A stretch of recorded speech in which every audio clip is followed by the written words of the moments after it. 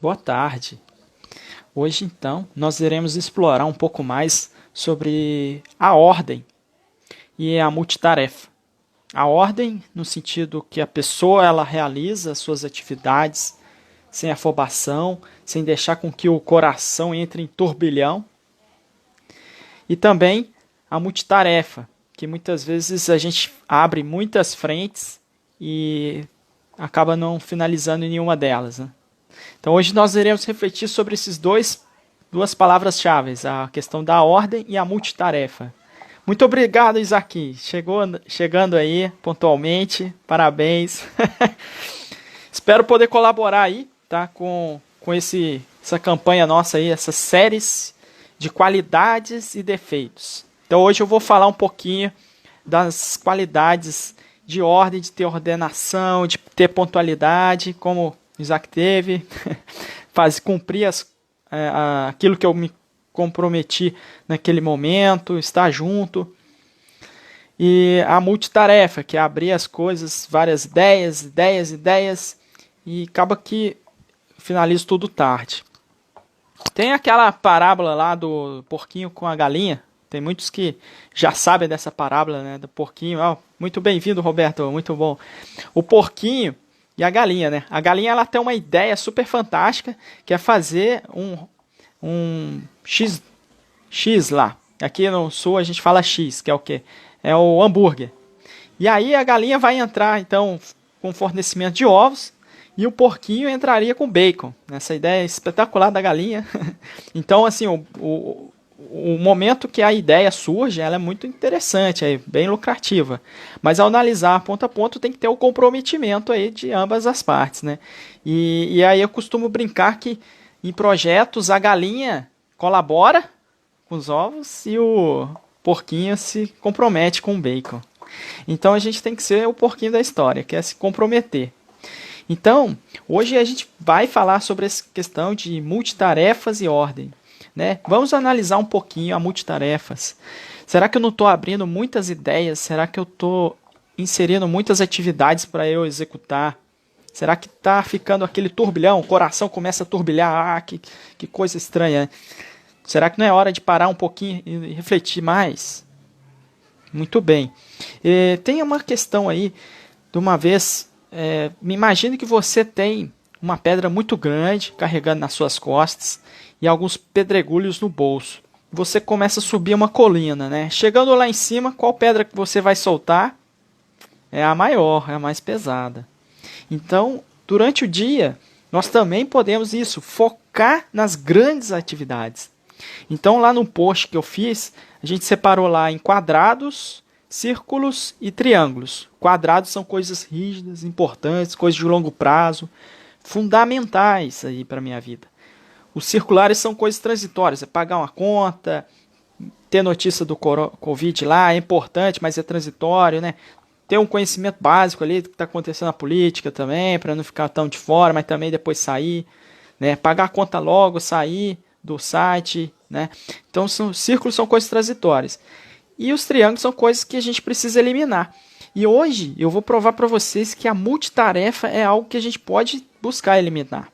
Que eu vou comprovar para vocês fisicamente que vale a pena você ter mais ordem do que multitarefa, ou seja, ter mais foco em acabativas do que em iniciativas. Isso eu aprendi com Paulo Chacu, que foi consultor, né, foi consultor da Goldrich Associados quando eu estava trabalhando com eles. E nessa parte de gestão de projetos, que a gente lidava com muitas pessoas, né, projetos, cronograma, a gente também lida com essa parte aí do engajamento pessoal. Então nós vimos muito sobre esse ponto, a multitarefa nociva. Então, imagine que você inicia uma atividade, né? Esse aqui, a ponta aqui desse lápis aqui, dessa lapiseira é o início dela. E ela tem todo esse período aqui para ser finalizada, tá? E aí imagine que eu comece outra atividade em paralelo, ó. Chega um momento que eu paro aqui e começo uma outra, né?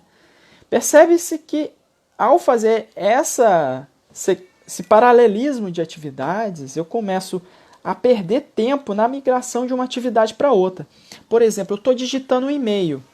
E aí eu distraio ali e vou tomar água. Quando eu volto, eu vou ter que gastar uns 5 minutos para poder reiniciar aquilo que eu estava já em flow.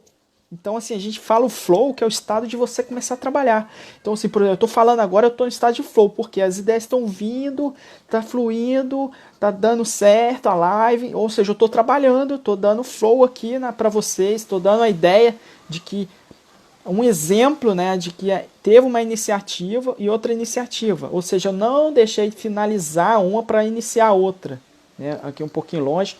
Então, assim, qual que é a outra desvantagem? Quando eu começo a ter muitas atividades em paralelo, começa a ter mais tempos residuais, concordam aí? Vocês são engenheiros aí, da parte exata, vão saber disso. Por quê?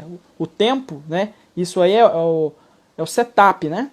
É o tempo de setup, de mudar de uma atividade para o outro. E aí, esse tempo ele vai sendo inserido, vai engordando isso aqui, ó.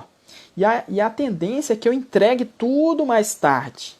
Tá? Então eu começo a ter um work in process, ou seja, os trabalhos e processos começam a aumentar e eu não finalizo.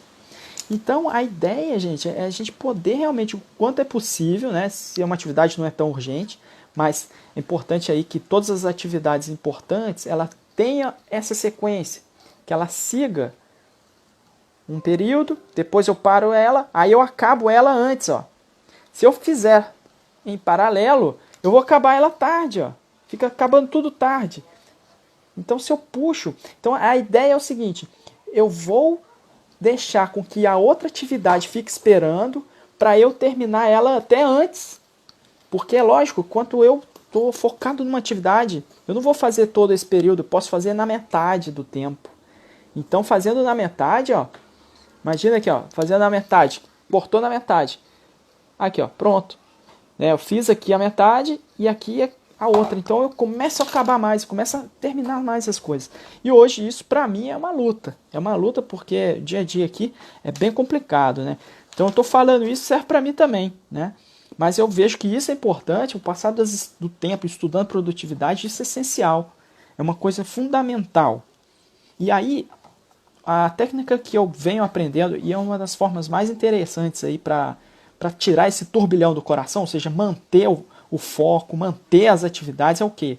Você faz uma lista do que tem que fazer, escreve tudo, separa em coisas essenciais os quadrados, separa os círculos, que são coisas transitórias, e os triângulos, talvez ali uma reflexão, coisa que você não deve fazer, sabe? Já arrisca logo daquela lista. Nessa lista aí, você confronta com o seu calendário. Ou seja, o que for para o calendário é o que você vai fazer de fato. Não coloque tudo no calendário, porque começa a ter um monte de... Se você colocar tudo no calendário, começa a atrasar tudo, aí você vai ficar, pô, eu não consigo, tal. E aí vem o turbilhão para o coração, né? Que é o que a gente deve evitar.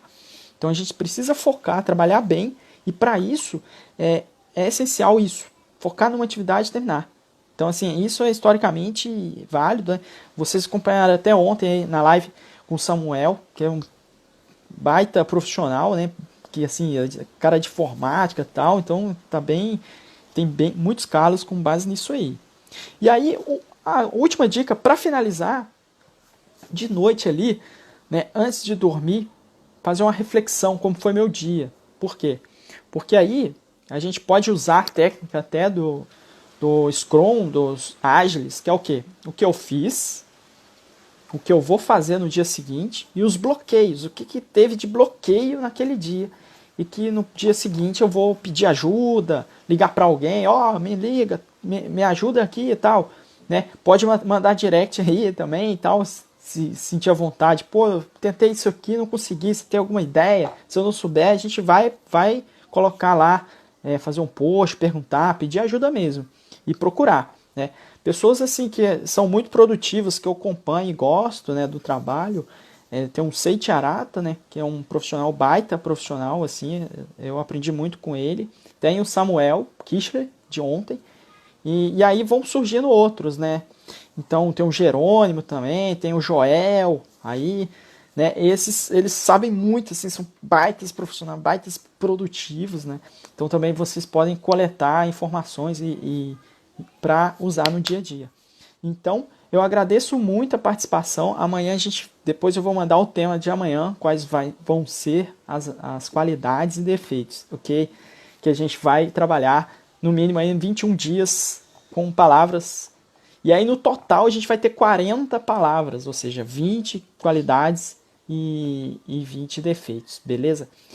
Show de bola, muito obrigado e bom trabalho para vocês.